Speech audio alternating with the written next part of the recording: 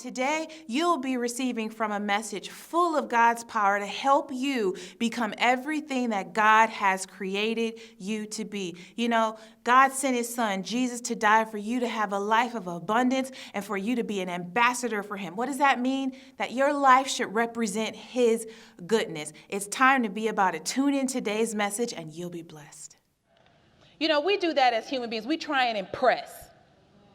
You know what I mean? Like, I think it's interesting if you would see me at home when I go home tonight and what I'm probably going to be looking like. I'm not going to be completely blew out.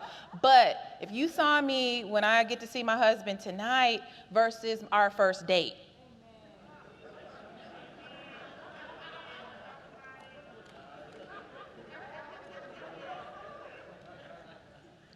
completely different. All right, y'all gonna make me work tonight. That's all right. That's all right. I know what I'm talking about. You know what I'm talking about too. You could be like that.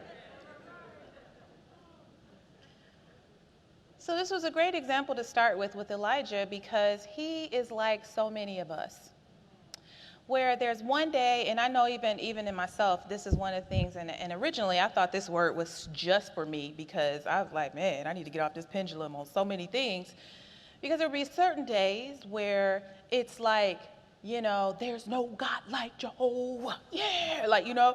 And then there's other days where it's like, God, do something. When is this gonna stop? I mean, and it was literally just like this back and forth. This back and forth. Many of you know about my testimony with healing and all these sorts of things, and even with getting pregnant and having my son, and just, every time I preach Wednesday night, it never goes like on the paper, but I'm going to follow God. Okay, because it's so nice and neat and in order, but okay, let me release that. I did say your Lord used me, didn't I?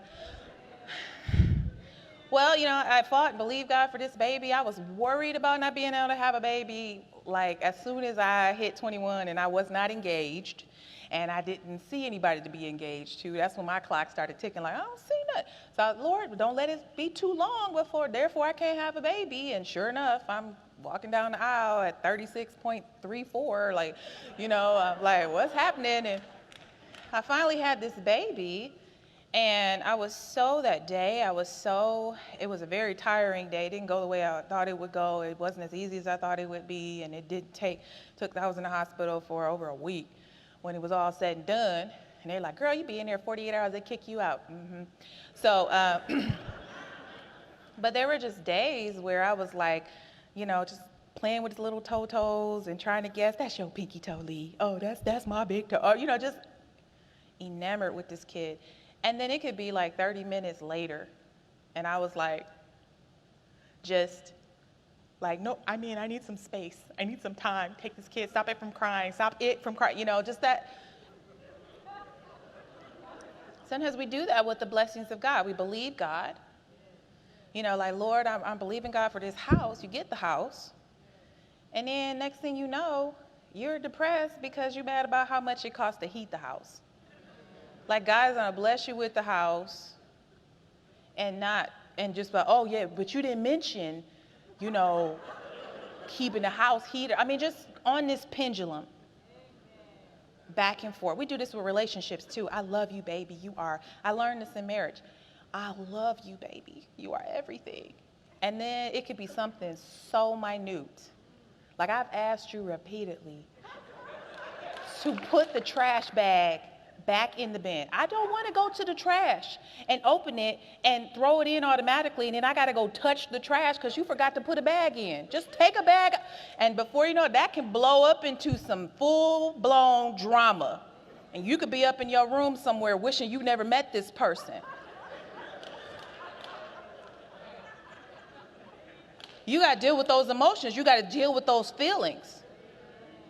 You wanted to be the boss. You finally become the boss, and now you're ready to burn down the building and everybody in it. This pendulum, back and forth, back and forth, back and forth. But I want to point something out here. When you look at 1 Kings 18 and verse 21, when Elijah did say again, how long halt you between two opinions? Now, here's the interesting thing about a pendulum, and I thought this was so slick when the Lord showed this to me. is when you have a pendulum and it's swinging. Once it is released, so if I have a pendulum and I'm swinging it from up here, once it is released, it never returns to the same height it started. The more that it swings, it creates less of an arc, and it's lower and lower and lower. Why? Because it's dealing with forces of gravity and drama, and circumstances are pressing against it, which even though I'm trying to swing back into the things of God, as long as I stay on this pendulum, I'm not actually able to hit where I started when I decided to stop trusting God in the first place. The other interesting thing that he showed me about a pendulum is, I used to ask this question all the time. You know, I would see like these super successful people, and even sometimes you see this even in the Christian faith. You'll see some super successful people who have done wonderful, marvelous things for God, and they're up here, and then the next thing you know, here comes something, and they're like so far, like it's just super, like how did this happen to this person? And the Lord showed me is that Satan is nothing but he can't create anything, but he tries to pervert it. So as you go higher in God, there's more pressure on you to not just swing away from God, but to swing even further, because the pendulum goes from where it is on the light. If you let it, it will swing to that equal level on the darkness. And that's why you can have people, or you can even yourself, be a supreme follower of God, and if you let your faith go, you can find yourself caught up in stuff you never, ever, ever, ever, ever would have thought would have happened to you. And this is what we have with Elijah. Complete swing. Raising people from the dead, outruns a chariot, and it starts raining, kills all these prophets of Jezebel and that sit at Jezebel's table. This guy is now under a tree, and he's suicidal. I'm God's man of power. Bring everybody out here and all the enemies in my table. Bring them out here. Yes, get them out here. Let me make fun of your God. Watch what my God can do. Oh, God, kill me. Look at your neighbor and say, it's time to get off this pendulum. Now, you have to ask this question is, what starts the pendulum? Simply it's this, it's giving into circumstances.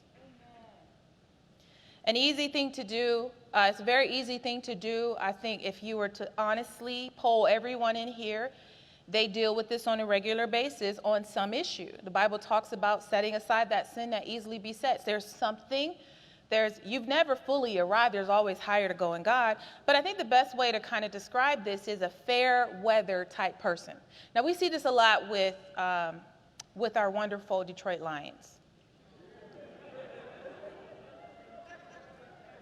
You also can see this right now with the Tigers. We've been doing well. From what I understand, I didn't check today. I know that can change quickly, but, it's really interesting when I married my husband, and, I'm either usually making people laugh at my dad or my husband. Today it's going to be my husband, I think. Hold on, Dad, you never know. But when he first moved here from England, he didn't care anything about, he didn't know anything about Detroit sports or anything. And, I went to University of Michigan, so I'm like, go blue. And I have some people in my life that I love that are MSU fans, and we're going back and forth like green, white, blue. What color is the church? Blue. What color is money? Green. But we just going back and forth.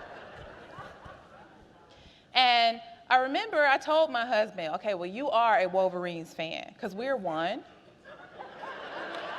We've cleaved together. Now, he did not care. And, I have people in my life trying to be like, you're going to be a Spartans fan. Like, not under my roof. We are one. We have to be in agreement on all things.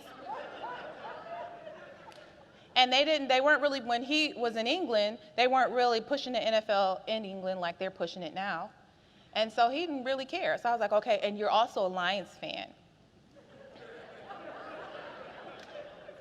And so we bought him some Lions gear. We usually have somebody in my family has season tickets, which means I have them. And so we would go to some games and, all that kind of stuff. And, You know, that sort of thing. And for those of you who are true Lions fans, you go through that up and down with me where we just upset. Like, who we trade for who? Like, what? Fire the coach, you know, because we like, one day we're going to be great. I hope it happens in my lifetime. But one day we're going to be great, right? Well, my husband was in the store one day trying to buy another team's hat. I was like, what?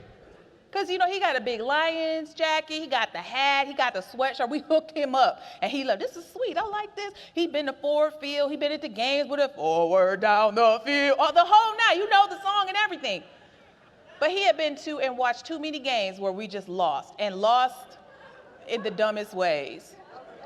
So he was like, oh, I'm not a Lions fan no more because I need to be on somebody's team. I'm a root for Green Bay because they win. I told him, I said, you are a fair weather fan. And he said, okay, call it what you want. I'm getting that act. Now, that's just an example of what, if you're not careful, Satan wants to put you on this pendulum. He's okay with your highs because he knows you swinging back if you let him keep you on this pendulum. And one thing we cannot be is be fair weather when it comes to the things of God. While it's looking good and feeling good. That's why when you see people in church and they're praising God, I hope that if you dancing across the front of this building at praise and worship, that when something hits you between your eyes at home, you dancing at home as well. Because, you know, the thing is, it's when you really want to know what's on the inside of you is when the pressure comes. And you can't be this person where I'm going to serve God while things are going my way, while it looks like my enemies aren't doing well because, yeah, you should have followed God. Look at you now. You want to be like me, you need to apologize first, and then you need to change your way. But when it's looking like you're the one who's just holding on in faith, and look like the people that don't give a care about God that all seem to be prospering, will you stand with God, or will you get on that pendulum and run away as a fair weather Christian? I hope you enjoyed today's podcast. I want to invite you to subscribe as well as visit our website at michelleferguson.org. We have some materials there that can help you as you walk through life, live the life that God created for you. As always, I'm Michelle Ferguson, helping you to discover, develop, and celebrate who God has created you to be. See you next time.